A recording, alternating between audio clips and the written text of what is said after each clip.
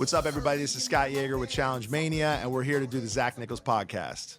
Welcome back to the Zach Nichols podcast. I'm here with my co-host, Mr. Zach Nichols. Let's give a big welcome to the man, the myth, the legend, the Jägermeister. Our guest, Mr. Scott Yager, up, guys? host of Challenge Mania, the host of several Challenge Mania events throughout the country, possibly the world in upcoming years. Welcome to GOHT Media Studios, brother. Thank you for having me. This is very, very impressive. You're welcome. We're giving you a couple days off from smelling farts all the time. Yeah, over there up in New York, man. There you go. Just crammed. Fart City. Seriously. Yeah.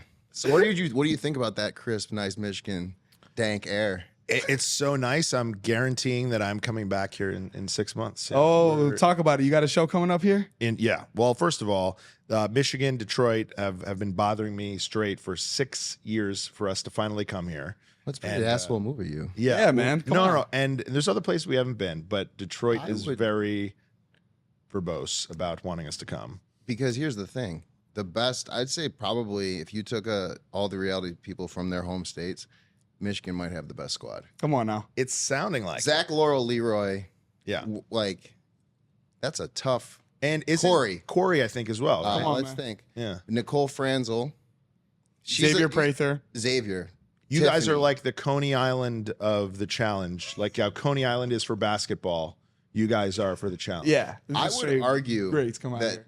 Detroit City League basketball and private school basketball is better than almost any high school basketball in the country.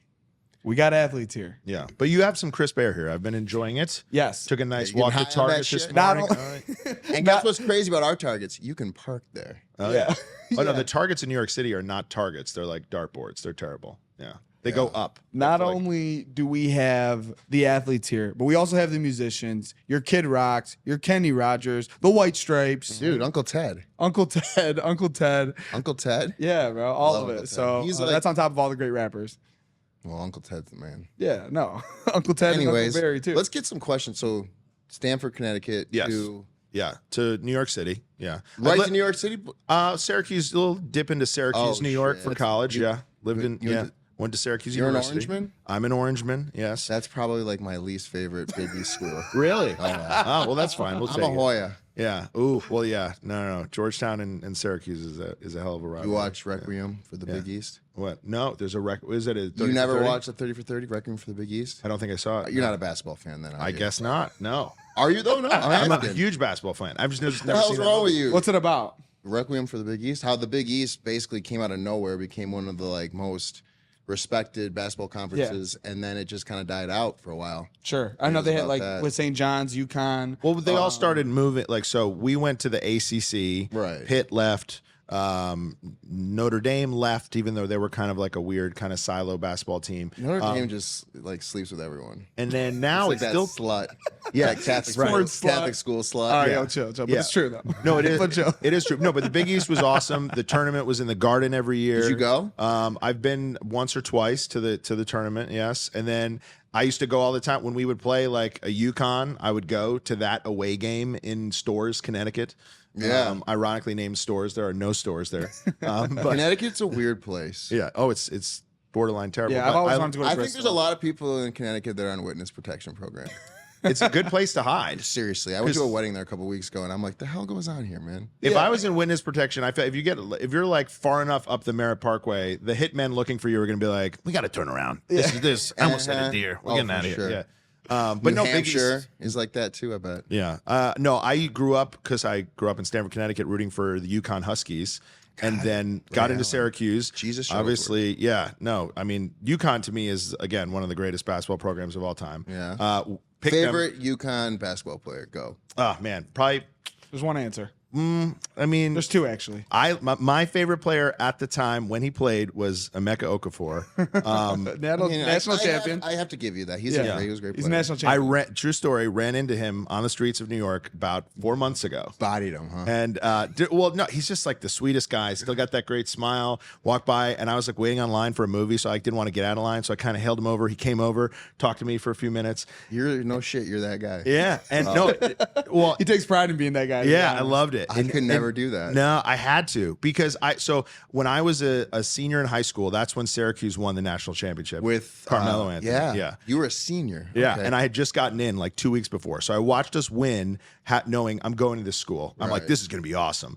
Then my freshman year, UConn was like the #1 team in the country. Emeka Okafor, College Player of the Year. We go back up to school during winter break to see us play #1 UConn, and we're like unranked at the time, or maybe in the low 20s. And for whatever reason, I don't know if it was Wheaties that day, our center, who was this like tall, out of shape white guy named Craig Forth, who probably operates like a really nice car dealership right now. But at the time, like, he's just like, he was one of those fives that don't exist in basketball, even at the college level anymore. He somehow outplayed Emeka Okafor. We beat #1 UConn, rushed the court. It was one of the greatest moments of my life. They went on to win a national championship. We were ousted in like the first or second round by Vermont, but whatever, or Alabama, whatever it was. But I told Emeka about that. Instead of telling him about his greatest moment, I go, do you remember getting bodied by Craig Forth by chance? Oh, dude. Oh, man. I can't believe he didn't slap you.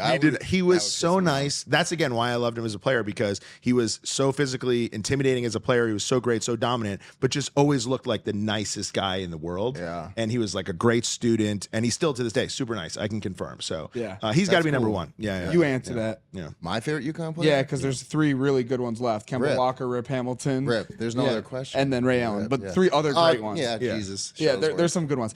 All right, well, real quick, before we dive into the episode, you are coming to Detroit. I do want to highlight that one more time. That's really special in June, right? June 21st. Yes. We went and checked out the venue yesterday. Dope. Because again, to go back to Detroit wanting us to come here for so long, we do these comedy clubs. Detroit's not like a huge comedy town. Like, there's no improv. There's no like the might places. even- Yeah. Yeah, we might beat your ass if you try to do comedy in Detroit. Right. No, that's If you're what I'm not saying. funny and you try to do it, you're gonna get your ass beat. The thing about Barry Sanders is, and that, so we don't normally have the places we like to normally work with, but this awesome place called District 142 hit me up. Yeah. They were like, hey, we're not your standard comedy club, but we think it would be good for you. And I dug her vibe, but I was like, I still have to see this place. So I went to see it. They opened last March. It's awesome. It's going to be dope. We're doing it on a Friday night, June 21st. Yeah. And, obviously we hope you guys can be there, but Do you it's gonna be golf?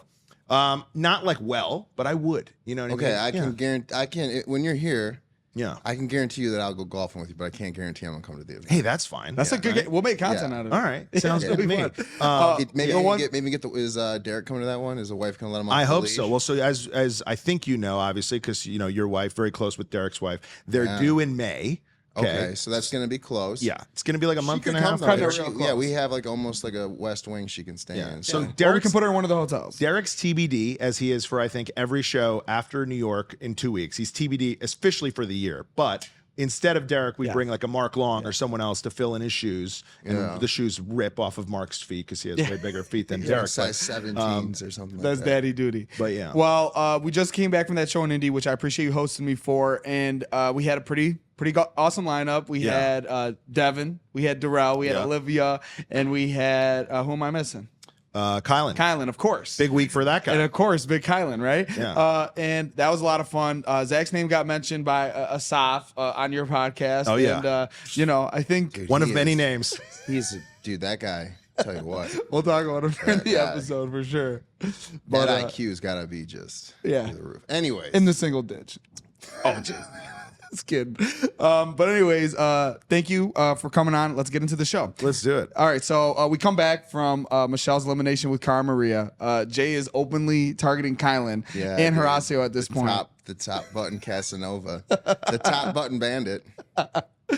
Dude, He I needs don't. to take a deep breath. He'll claim anything. He'll claim any set. I'm half white. I'm half Mexican. I'm half this side. I'm half that side. Jay, Big J. Wait, Who are you the talking same about? Jay? Jay- Top button, top knot.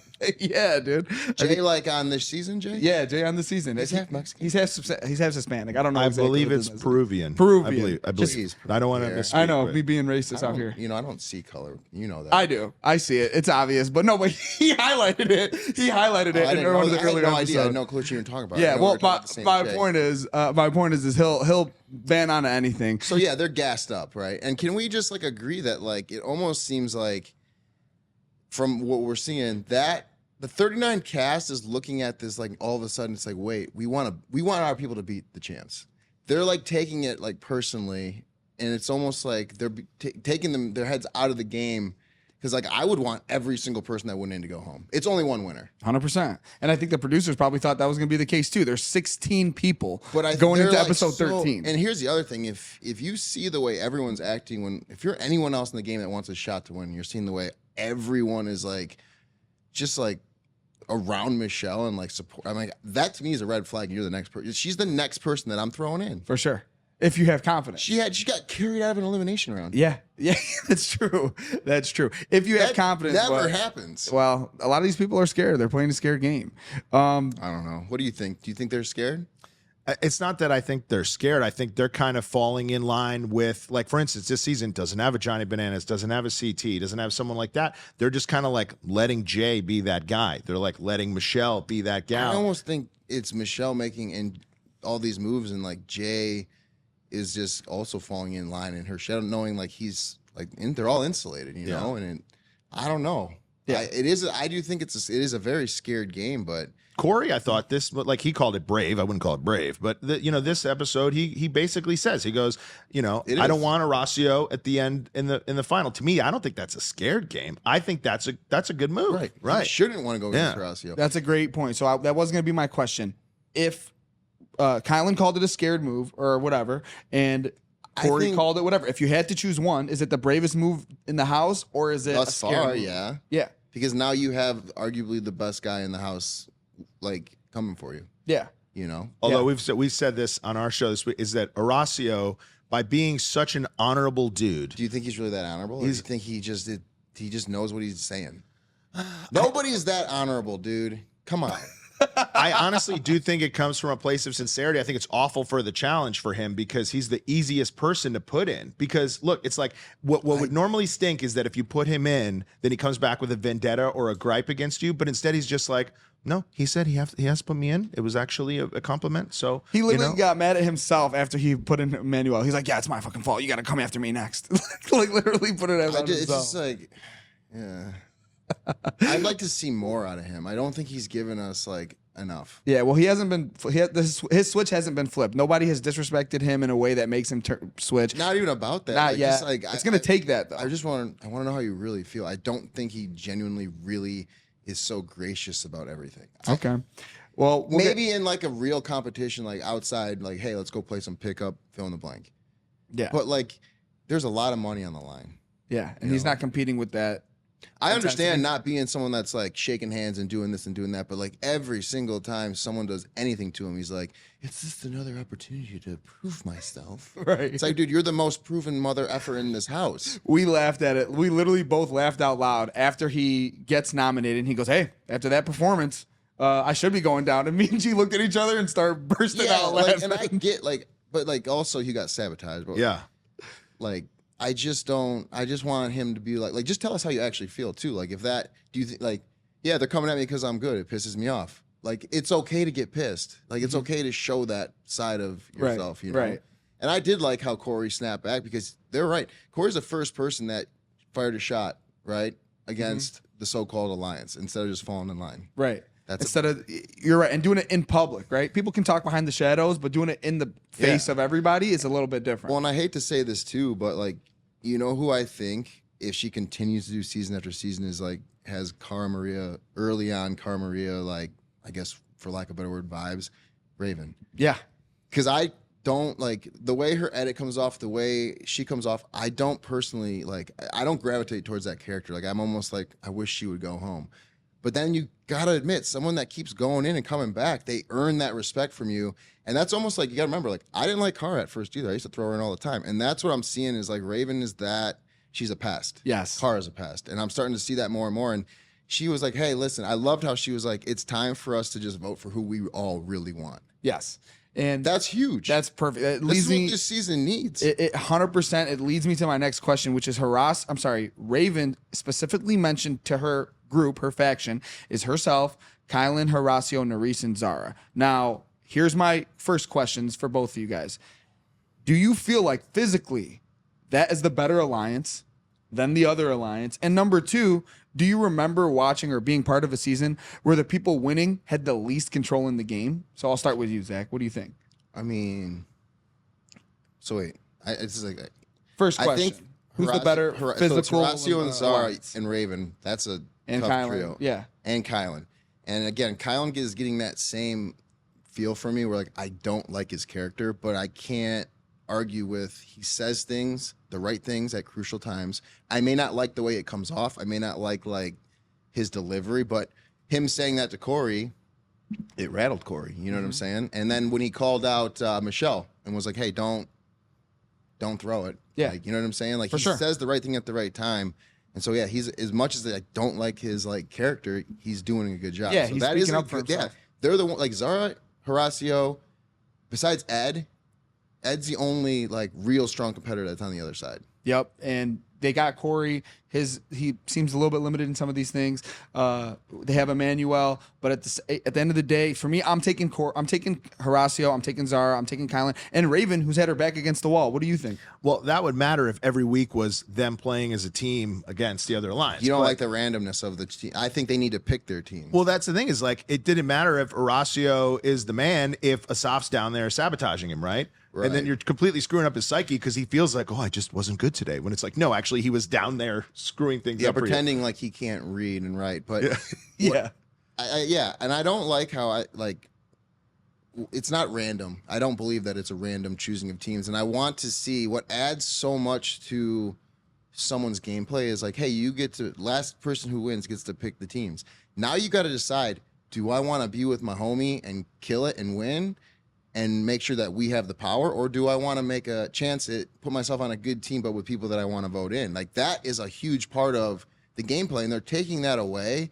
And also, when you pick teams, it lets everyone see where they rank. Like you can have someone's back until you put them in the 7th option on a team. You know, like yeah, and then you're on a team with like Zara and whoever. yeah, and it I want to forces see them. people, you know. I don't believe in the randomness. I'm sorry. I don't. Well, it's not random. They go and I think they evenly kind of disperse who they think, and they're not doing it to be unfair or anything. They're almost doing it to, in their opinion, be fair. And then they like feed the names to TJ and they have him deliver it where it seems like TJ's coming up with on the spot. I'd be like, Zara, why don't you go stand next to Horacio? I don't even want to say that it is actually random. I think a lot of the times they put certain people on certain teams to trigger certain reactions in different situations. 100%. Yeah, well, it should be a situation where you put, a Nerys in a situation where she has to choose between an Olivia and a Mariah or whatever, make those tough choices on the spot where you have 2-3 friends and you're like, really, really, where do you prioritize these friends in real time? I agree with you 100%. They definitely need to do that. I don't trust the randomness of things. Do you remember? I'm a big, me and the conspiracies. Yeah, dude. So People are controlling this stuff here, man. for sure. The challenge gods is what we call them. Yeah, no, not here because I don't give a fuck. Yeah. I'll call them what they are. Yeah.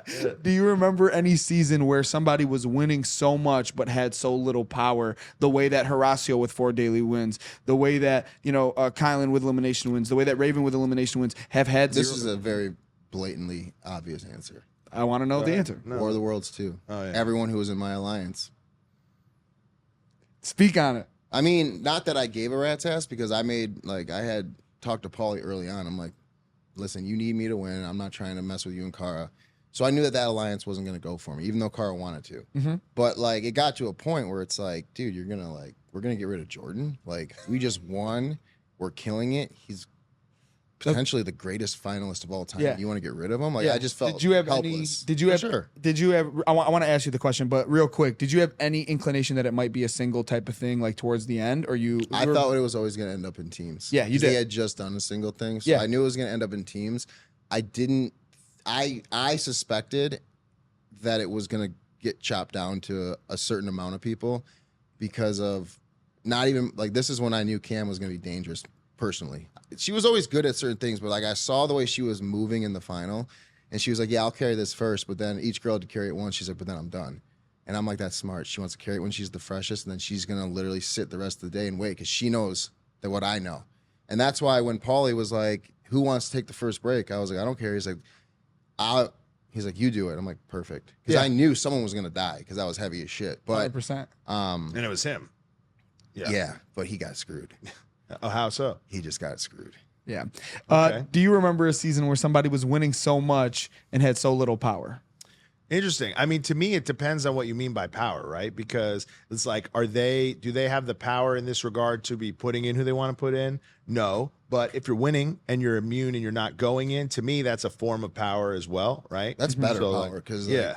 not having to say a name and just being safe is great. Like Olivia this week, it Yes. was like so nice. Just wipe your hands clean of it. Yeah. You know? I have nothing to do with it. I'm outvoted. Yeah, I'm outvoted. We'll see. I'll see you next week. Yeah. Yeah, it's like the names you remember when you look at a season, the ones who are getting into the argument. So I can't believe, like, the people who I think played the most seamless games, and then when you look back on it, you're like, oh, wow, they did have a lot of power, are the ones who you almost never thought of because they were winning when they needed to win. And then they were like, all right, you guys argue over who's going in. And then at the end of the season, you're like, wait, how did they get to the end without ever having to go in? Or like, here's a guy this season, I think, who in a way, his name gets thrown out a little bit, but Emmanuel, right? Like Emmanuel has all these, like, I guess ties where he's third or fourth on all these people alliances. It's like, I would have thought this guy was going to get thrown in every week. And he's kind of sitting pretty. He's been out of sight, out of mind. You know? Yeah, exactly. He has. Yeah. We'll definitely get to the remaining guys later. So I appreciate you guys answering that question. We see Olivia once again discussing Horacio and his relationship maintenance. So brilliantly coined by my boy over here. It's true. A phrase. You see the people that go and have conversations with everyone every day? Those people are maintaining their relationships because what a lot of people don't understand is like someone like Horacio, he has a conversation with you day one, right? Even at the airport. And he's like confident enough that, hey, he said we're good. Like but that's not how people are in the challenge. They need to be reassured a lot. Yes. So you see the people like Chanel. She said every morning I was up, I had conversations with everyone. That's what you have to do. You maintain them so that throughout the whole day, no one's thinking like, oh, Zach hasn't talked to me. He's probably coming for me. You have to maintain and make sure people, just get a good feel on everyone throughout the day. And that's also how you can gauge if they're going to go for you. Yeah. And Berna suggests that Jay... Berna Sanders. Berna Sanders. She's always like, dramatic scene, cut to Berna just politicking her ass off. Yeah, she's a super star. Oh, gosh. Superstar. When you started talking about Cara Maria earlier, I thought you were going to say Berna. A lot of people have been comparing Berna personality-wise to early Cara Maria. Berna is so Camilla. Oh. She's not Cara whatsoever. Cara was like the little engine who could, in my mind. And Camilla was a little bit more of like the shit talker. And Berna's a shit talker. All right. Berna likes to like just Spice it. Yeah, spice it up. She likes She's a little... Yep. Which leads me to my question. She suggests... Wait, what was that? Which lead... Oh, yeah, that little twist. Super twist. Very, very super. Yeah. So she suggests that Jay really is your number one, Olivia. In this scenario, I'm curious to know your opinion and how you analyze the gameplay. Who has played a better all-around game? Jay or Horacio up to this point? That concludes the free preview of the Zach Nichols podcast. So go to Patreon and subscribe to see the rest of the shit that we talk. Go do it now.